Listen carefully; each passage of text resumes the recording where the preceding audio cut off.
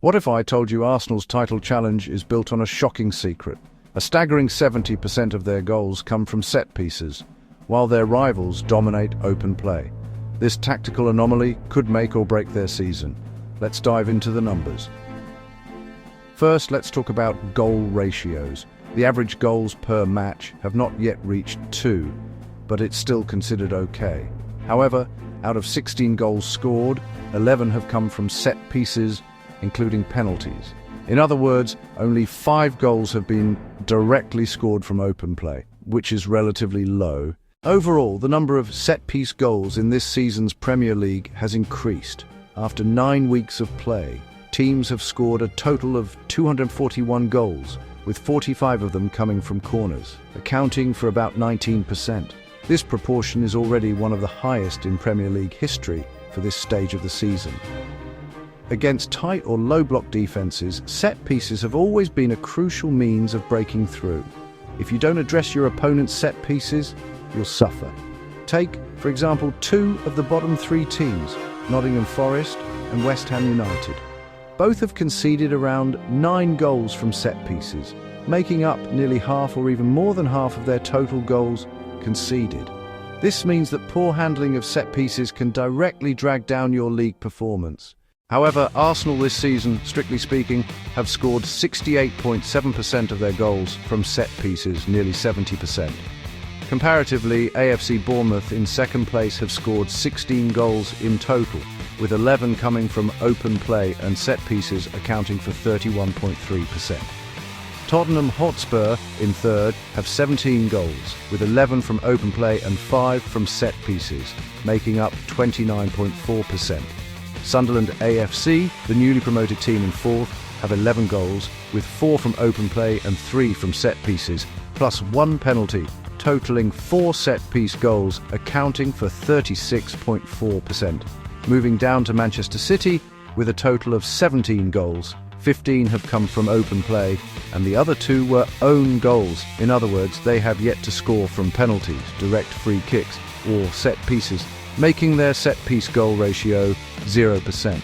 I didn't expect that, thinking Erling Haaland would have scored at least a couple of penalties, but it turns out to be 0, which is quite surprising. Next is Manchester United, with 15 goals, 9 from open play, 4 from set pieces and penalties, and 2 own goals, making their set-piece goal ratio 26.5%. Liverpool have 16 goals, 14 from open play, 1 from a free kick, and 1 from a penalty, making their set-piece ratio 12.5%, with no own goals. Chelsea are close behind Arsenal with 17 goals, but 9 of them have come from set pieces and penalties, accounting for 52.9%. Crystal Palace's attacking statistics are not bad, but their goal tally is low at just 12, with 6 of them coming from set pieces and penalties, making up exactly 50%. Newcastle United have a set-piece goal ratio of about 44.44%, and Aston Villa's is around 22.4%. From these numbers, it's clear that Manchester City at 0% and Liverpool at 12.5% are the 2 teams that rely the least on set pieces, and they are Arsenal's strongest competitors for the title. Their ability to score from open play remains consistent, and their total goals may equal or surpass Arsenal's. Conversely, if Arsenal's set pieces aren't effective, their ability to secure points will be diminished. Comparing Arsenal's set-piece ratios over the past few seasons, in 2022-23, they scored 88 league goals, with set pieces accounting for 20.45%. In 2023-24, they scored 91 goals, with set pieces making up 33%, partly due to winning more penalties. In 2024-25, they scored 69 goals, with set pieces accounting for 24.6%.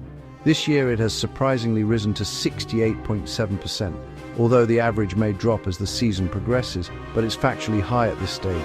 Looking at away data, Arsenal have played 4 away matches in the Premier League this season. A 1-0 win against Manchester United, a 0-1 loss to Liverpool, a 2-1 win against Newcastle United, and a 1-0 win against Fulham. They've scored only 4 goals in these 4 matches, and all of them came from corners or set pieces.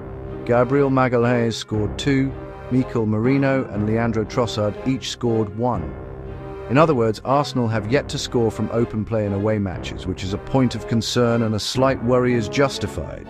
Is Arsenal completely lacking in creativity? Looking at the overall attacking statistics, expected goals rank Crystal Palace first, Manchester United second, Liverpool and Manchester City third and fourth, and Arsenal fifth. Their ranking for creating big chances is even lower at seventh, with Crystal Palace, Manchester City, Liverpool, Manchester United and Brentford all above them.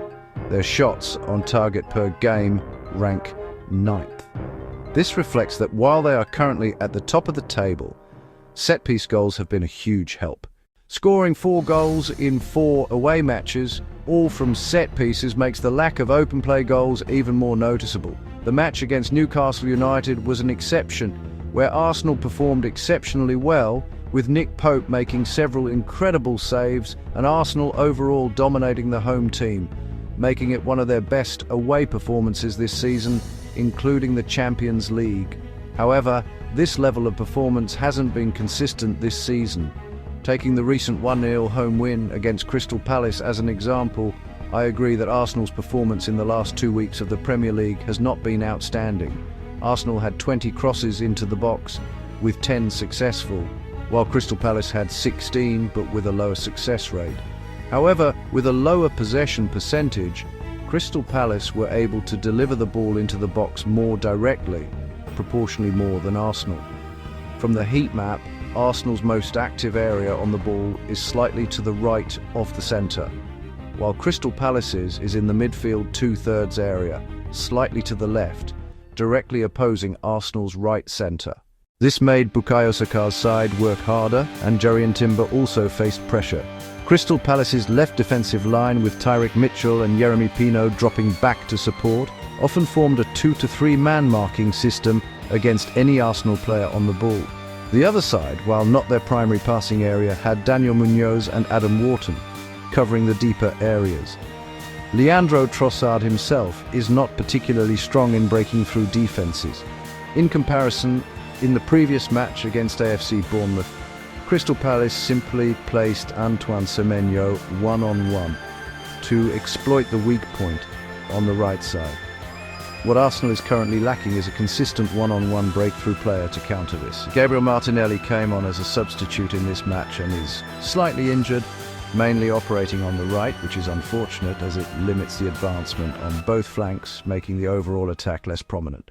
In the second half, there was a moment when Trossard received a long pass into the box too close to the goal, blocked by Dean Henderson, or when Gabriel Jesus headed a set piece onto the crossbar and Declan Rice's follow-up shot was deflected.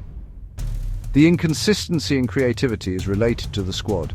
Martin Ødegaard has only played about 204 minutes this season, appearing 6 times and starting 4. Kai Havertz was injured at the start of the season. Noni Madueke has also been injured after a few explosive performances. Without their movement, speed and playmaking, creativity naturally suffers. Gabriel Jesus is yet to return, and we'll need to see a fuller squad to realise their true potential. Boldly predicting 2 areas, Ethan Nwaneri, who is seen as Ødegaard's successor, should be given more playing time to test his creativity. Max Daumann has good breakthrough ability, but needs to gradually adapt to the physicality of the Premier League. As for whether it's better to win unimpressively or lose beautifully, of course winning is the priority, but football isn't just about these 2 options. Pointing out shortcomings isn't criticising, but observing honestly. Take the match against Crystal Palace as an example. Martin Zubimendi's performance was stifled by the opposition, their centre-forward dropping deep to receive the ball and push forward, combined with Ismaila Sarr's runs and frequent 2-3 man movements near the centre circle, created significant pressure. It's true that it's difficult to win, but their own performance also needs to improve. Victor Gyökeres had a moment at the edge of the box where he chested the ball down, but it bounced unexpectedly close to the goal line. Later, he advanced to a great position on the left, but neither shot nor passed, resulting in an easy clearance, showing hesitation that needs improving. William Saliba may have been injured in the first half, as he was substituted at halftime, and there was a moment where he clearly had Jean-Philippe Mateta pinned but lost the ball, highlighting the need to focus. Overall, winning unimpressively may lead to dropped points. Playing beautifully and winning makes everyone happy. Football also has an entertainment aspect which shouldn't be completely ignored. After this episode, the upcoming League Cup match against Brighton and Hove Albion is expected to see Mikel Arteta field more squad players, though not a full 11, to maintain fluidity, with half the team still being starters. Brighton is expected to do the same. Following that, Arsenal travel to Burnley in the league, hoping to maintain their lead at the top and even extend it before the November international break.